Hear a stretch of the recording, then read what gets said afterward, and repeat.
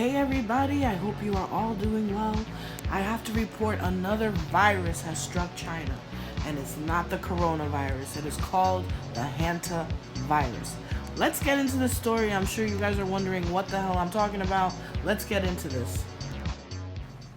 This article is from Newsweek and it was posted yesterday, which was March 24th, Tuesday, 2020.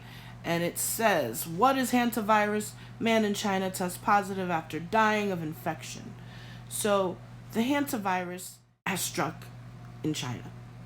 And there was a man from Yunnan province, southwest China, and he died.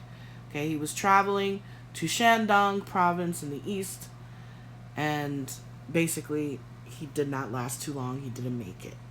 Now, I'm going to get into further details as far as what occurred here. So, he was tested positive for the hantavirus. So this led officials to test an additional 32 people who traveled on the same bus with him before he died. So this is a rat-borne illness, which U.S. health officials say cannot be transmitted from person to person.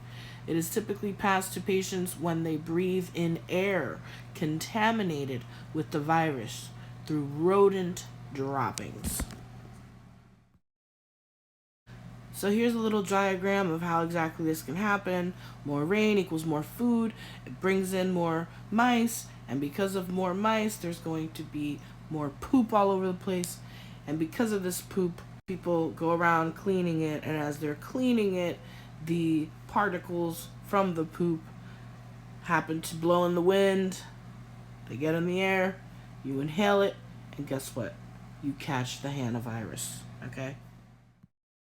And I just want to show you what happens after a while of inhaling these particles. You can see here, this is an x-ray of the lungs, and as you can see, the left lung is more affected in the middle section, which is bad because we all know what's right there in the middle. We have our heart there. So this is not good, people. It is very, very bad. So there is no treatment for this, there is no cure, and there is no vaccine. Well, we already know on this channel, we don't do vaccines. So anyways, the earlier the patient is brought into the intensive care, the better. Okay, so it's that bad, they get into ICU. All right, and it is very difficult to diagnose. So a little bit more about this. The hantaviruses are passed on in what is known as airborne transmission when virus particles from the animal's urine, feces, and saliva travel in the air and infect an individual, as I showed you in the diagram. It is possible to catch the virus if a person touches their mouth or nose after handling a surface contaminated with the urine, droppings, or saliva of a host, as well as eating contaminated food, experts believe.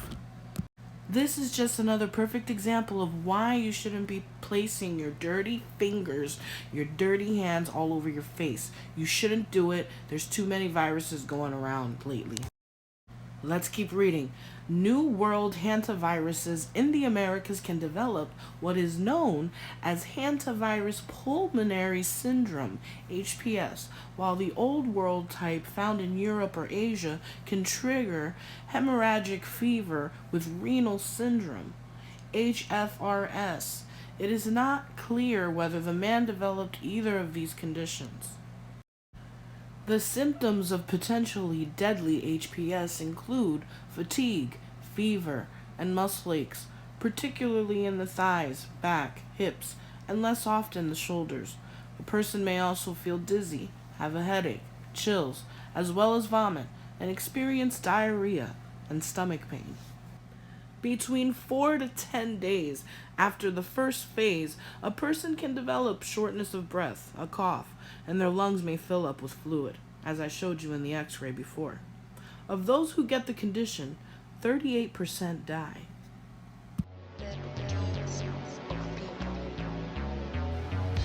The coronavirus and the hantavirus both can affect your lungs and leave you in critical condition. I find this to be too much of a coincidence. What in the hell is going on? Don't forget to like, subscribe, and comment down below.